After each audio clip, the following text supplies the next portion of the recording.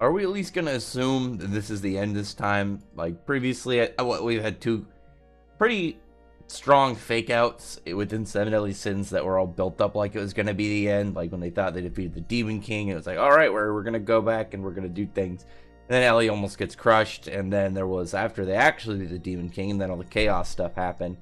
So I'm wondering what the odds are that this is not actually the end and it's just set up, or what exactly what Nakaba's plans are. So in this chapter, I'm going to try and keep this one fairly short. We'll try and keep this like a 5 or 6 minute video. But the Seven Deadly Sins are all just talking about what they're going to do now. They're parting ways. They're all going to go around their own goals. Like Diane and King are going to get married. Same thing with Elaine and Bond. And Bond and Elaine are going to go on like a pretty much like a wine tasting expedition and just travel around.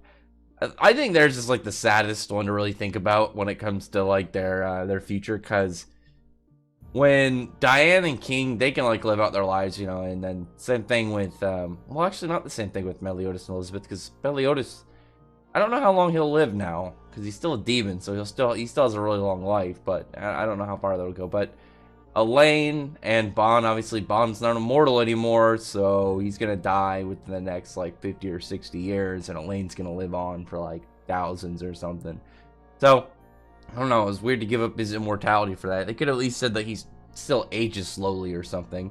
Or maybe you could have Merlin like slow down his age, and then he could like die at the same time as Elaine. I could see that. Maybe the same thing with Elizabeth and Meliodas, or maybe shorten their lives. I don't know. Either way, they're gonna, you know, go out and do their own thing. Gowther is like, my journey is to find out what exactly I'm gonna do now. So he's gonna go have like some self-seeking like journey. That sounds pretty nice. It sounds like probably the most interesting out of them. But they're all like, all right, cool. I'm glad we, you know, I hope we get to meet again, do our own things.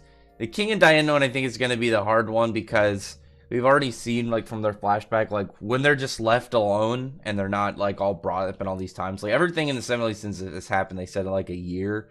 So, a year for them is, like, nothing, because they're thousands of years old. So, well, I know King is. I don't know how old Diane is. She might be a couple centuries. I have to look it up. I don't remember the exact age for her. But we've already seen, like, there was that one point when he met some dude when he was a kid, and the next time he met him, he thought it was like a couple months later, but it had been decades.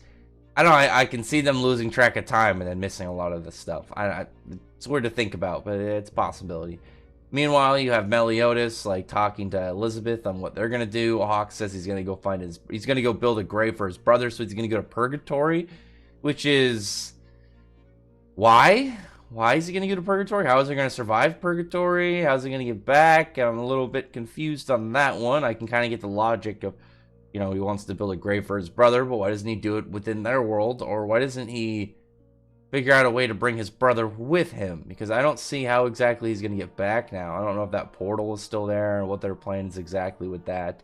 But he's decided he's going to go to Purgatory. Actually, that'd be kind of cool if Hawks went to Purgatory and then stayed there for a while, and then came back, and then it only been maybe like a couple weeks or something. Well, no, because it's like a year in their time is like a minute in the world, so he'd have to be there for a while for there to be any time lapse. I was thinking like he comes back and then a time lapse, and maybe like the world's in destruction, and maybe Arthur lost control over chaos or something. That'd be a nice way for this to be like a fake out like end or something. And then, you know, do more chaos stuff. Because I'm still intrigued by the chaos stuff. I'm hoping Nakaba does that Arthur spinoff or something where he's the main character. I don't know what his plans are. But we'll see. Because otherwise, this looks like it's about to be the end. I know that you have Meliodas talking to Elizabeth's father about them getting married. And then he's like, oh, I want to see my grandkids before you guys go off and do all these things. But they want to go explore and see the world and stuff. Before they end up settling down as the king and queen. So we'll see exactly how that goes as well. It's a lot of setup for softer things in the future. That's why I'm kind of like wondering if this is the full end. But Merlin ends up actually sending Hawks to Purgatory, who just wanders around. I don't understand how he's not dead, but he's a comic relief character, so I don't really expect him to kind of follow the same rules of like, you know, what should kill you and what shouldn't. He's like a silly character, so him surviving I don't really care too much about. But then he ends up finding his brother, And the size difference is pretty big, actually. Like, I forgot how big Wild was when we saw him before. But now, Hawks has met up with his brother, and that's pretty much that of the chapter. I don't know. I can't really figure out what Nakaba's got planned.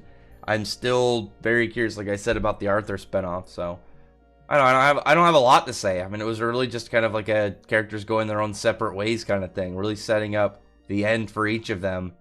And I think it'd be cool if, like I said, spinoff. It doesn't even have to be an Arthur one. Maybe it just takes place somewhere in the same world. And then with all these characters going their own journeys, they can do cameos and stuff. That'd be pretty cool. I'd like that.